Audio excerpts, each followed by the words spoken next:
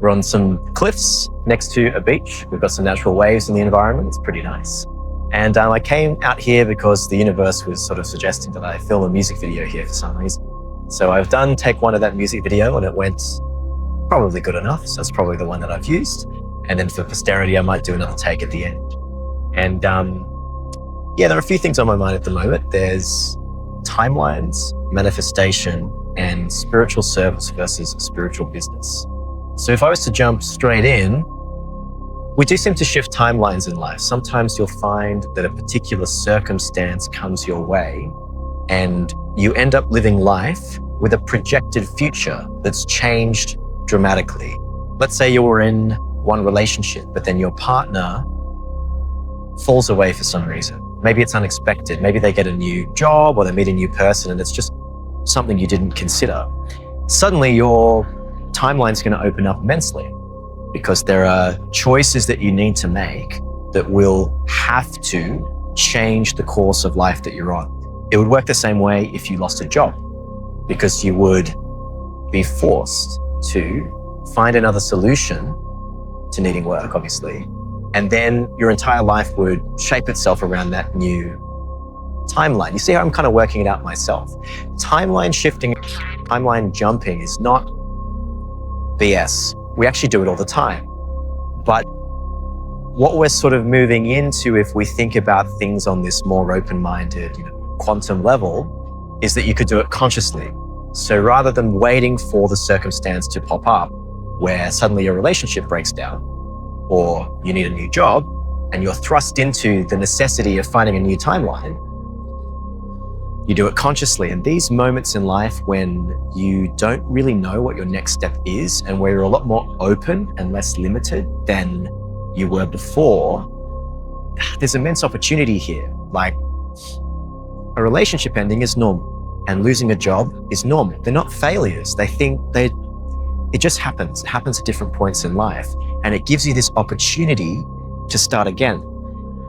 But what if you could have the opportunity to start again without losing the relationship or without losing the job?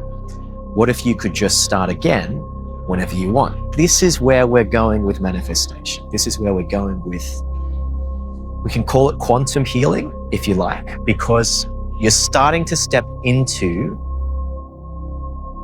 an engagement between you and life where you understand that you're a creator in your own right.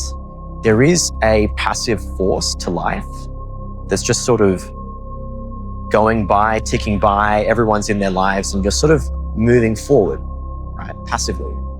But there's another aspect of you that can sort of jump up and say, I'm actually going to take charge and I'm going to create where I'm going. And most people aren't really tapped into that second aspect. And so the shift from passively just cause and effect, the whims of the universe, fate, to I'm going to step into my own power and now I'm a conscious manifester, that's pretty special. And you see a lot of people in the world talking about this. And as this information is coming through to me now, it's very obvious to me that you can spiritualize that manifestation and you can also view it as something that your ego is doing. And that's valid.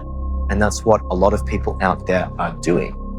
But one of my teachers gave me a very nice story to think about when you find yourself in this situation.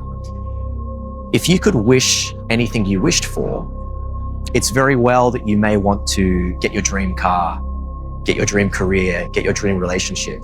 But it would be a lot wiser for you to wish what the universe wishes for you, because then you wouldn't be fighting against everything else in reality to try and get your 3 little points of success. You'd actually be working with reality to try and serve, yes, your own interests, but not only your own interests as well as the interests of the universe. And look, if you feel comfortable really getting your ego less in the picture than that, which I try and do, then just imagine yourself providing the universe a blank slate. So you've turned up, there's now a moment of opportunity in your life.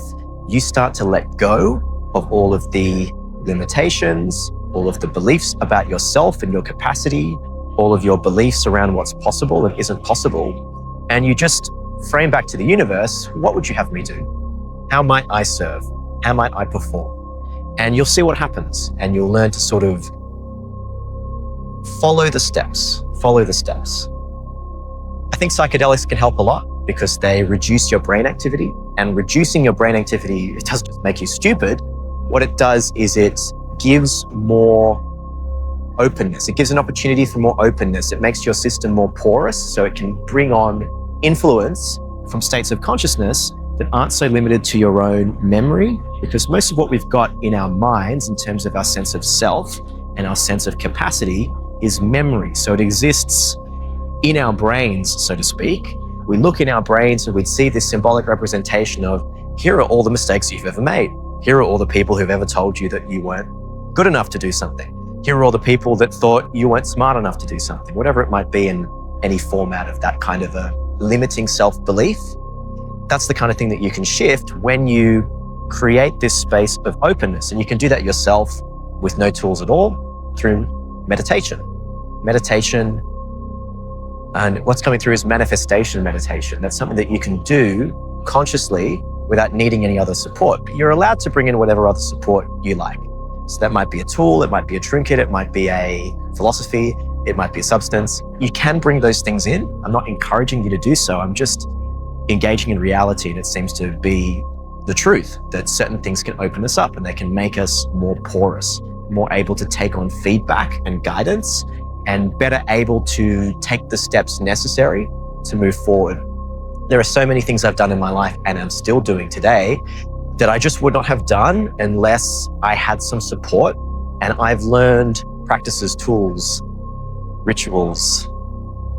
I've learned ways to support that process, and I share a lot of them on this channel. If you're interested in diving further, check my links. There'll be things in the description on this video. There'll be links where you can reach more of me and we can go more in detail to this process. Before I go, I have to say one thing about spiritual service versus spiritual business. There are a lot of people who have co-constructed a reality with the universe that involves their own success and involves service to others. And they take on in their minds, I am now full service to others. I am nothing but a pawn in this game and I'm here to serve the universe. That's very honorable. But I have a message that's come through for me over the past few weeks, which is, as you go on your journey of, yes, I'm serving others, but I'm also manifesting my own success, there will be a point where you're no longer giving and you're actually receiving more than you're giving. I'll explain that. At that point, you are no longer in spiritual service. You have created spiritual business. You don't have clients, you have customers. It's totally shifted that energy. I just want to be very clear that you've got to keep yourself humble and honest. If you do go on this path of manifestation where you work with the universe to serve it and to achieve your desires, you can have both to some extent. You can't have everything, but you can have anything that's reasonable. That seems to be how it functions. But I'll just bring it back to me because I don't mind people putting the spotlight on me. So if I get to a point with all of this where I'm making a lot of money, it's no longer charitable. I don't need to view myself as some servant. You know, at that point, it's like, this is my business. And there's something there that changes the relationship. And I just wish more people in the spiritual space offering spiritual services were honest about that. It's complex because we're giving a lot back to the universe through our own karmic journeys. We all have a journey that's initially defined by biology. And then if you start to activate more of your spiritual identity, if you start to connect with your higher self, if you start to co-create with the universe more effectively, something opens up and you transcend limitations, but you don't transcend your ego. And that's the message that I want to have coming out here. I'm never going to pretend that I've transcended my ego. Always assume that what you're doing is ego. Always make that assumption. It's much, much, much safer to do so than to assume that everything that I'm manifesting is for the highest purpose of the universe. I have seen too many people before me make that mistake and end up becoming an incredibly selfish person whose vision of infinite manifestation is, I am going to have wealth and success and fame to whatever degree they can manage to manifest it. And screw the rest of you. That's not what I stand for. And I don't think it's what the universe wants. It just seems to be a function of how quantum manifestation works. If you can be deluded enough to get yourself working in the way that you need to be, to see things change in your reality and to see things manifest, you're rewarded. And there are so many people out there that we could name, you pick whoever you like, who have found success. And we may say, but why? Why you? What's going on there? Well, it's because there's something in their state of consciousness, whether they're conscious of it or not, some sort of a self-belief or just delusional way of understanding reality. You know, when people say, oh, it's all a matrix, it's all a simulation or something like that, they start to become uncaring for what's going on around them. And so many people who have a lot in this world are uncaring of anything but them and their tribe, whoever they particularly are fond of. So I sense this video needs to end, but what's important is that if you are bestowed the honor of co-creating your reality, do it with the universe. You have to do it with the universe anyway, but seek guidance. I'm an Akashic Records practitioner. If you would like an Akashic Records reading, I can give you an Akashic Records reading. That's going to facilitate the universe letting you know what it needs from you, the lessons that you need to learn, and how best to serve it. That is my intention with what I offer. And I hope it's clear that the universe has plans for all of us, and we do our best to serve it however we can. Thank you, Jack Davis, STARSIGHT.